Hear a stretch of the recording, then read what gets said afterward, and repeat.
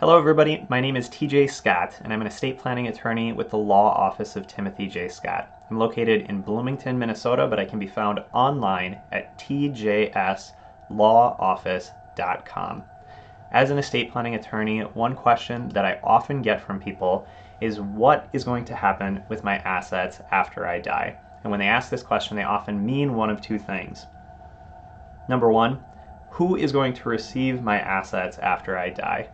And that is something that you can determine by executing an estate plan, by executing an estate planning document in particular, either like a will or a revocable trust. Those are two documents where you can name who you want to have receive your assets after you're gone.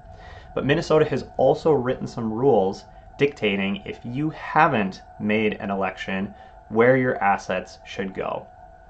And this is what Minnesota thinks that you want to have happen with your assets, and they're rules that often are okay or often don't bother people terribly. And here's what they are.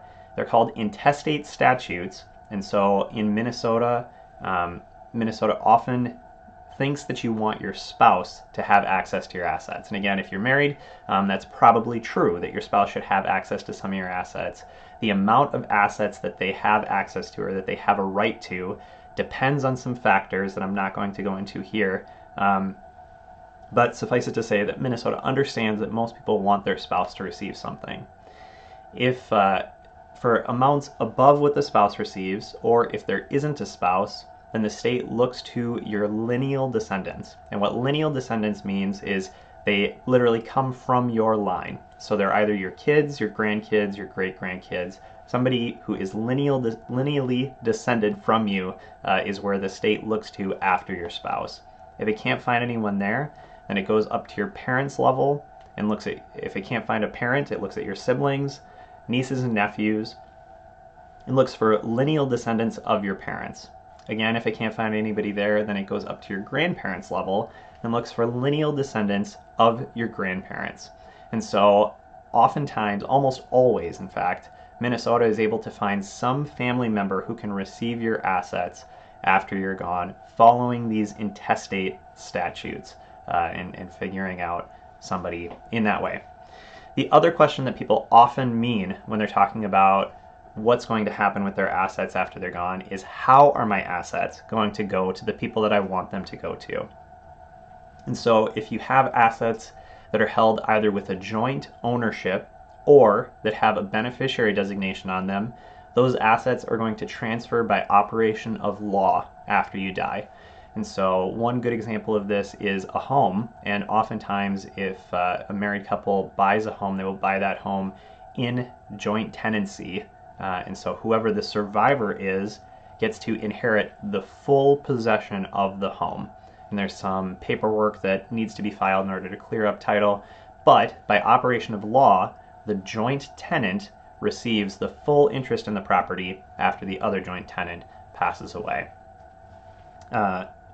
Retirement accounts and life insurance policies often have beneficiary designations named on them.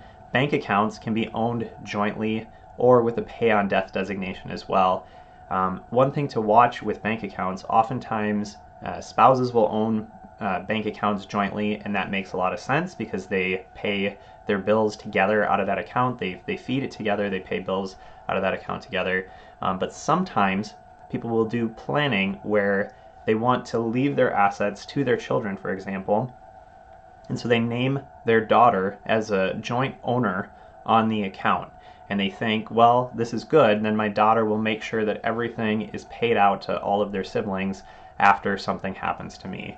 And that might be true, but really that daughter has full title or full ownership of any assets that she was joint on, that she made her joint on before you passed away. And so it's really up to the daughter to decide if she wants to honor your request that she include her siblings equally or not.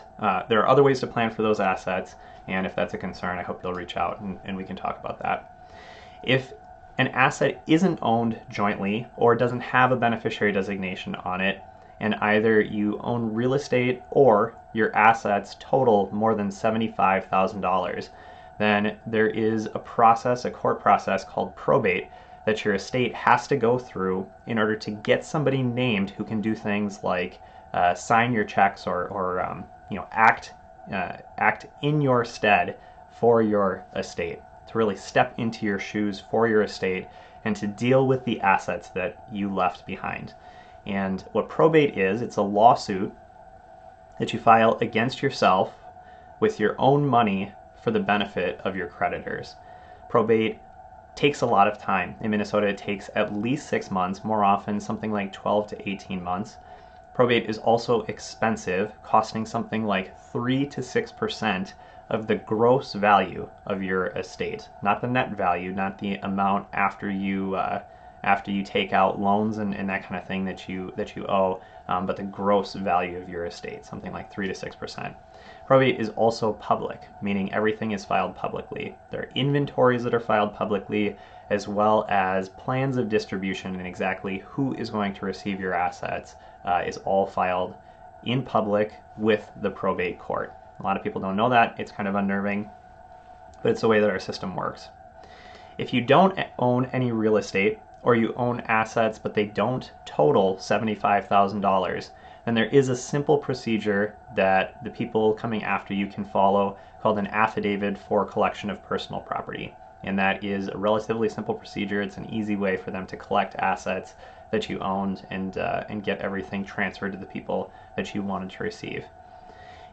One note, if you have minor kids, even if you've named them as beneficiaries on things like retirement accounts or on things like life insurance proceeds, they cannot receive by operation of law. They can't hold on to that money until they are no longer minors. And that means that they will often need to have a conservator named for them. And a conservatorship proceeding is expensive, kind of like probate. It takes a lot of time, and it requires the conservator to make annual filings, annual reportings as well to the court, which is an added expense and requires a lot of time on the part of the conservator, a lot of time and energy on the part of the conservator. So that really answers what happens to your assets after you die. If you have any other questions, I hope that you'll reach out to me. Again, my name is TJ Scott. I'm an estate planning attorney with the Law Office of Timothy J. Scott, and I can be found online at tjslawoffice.com. Thanks.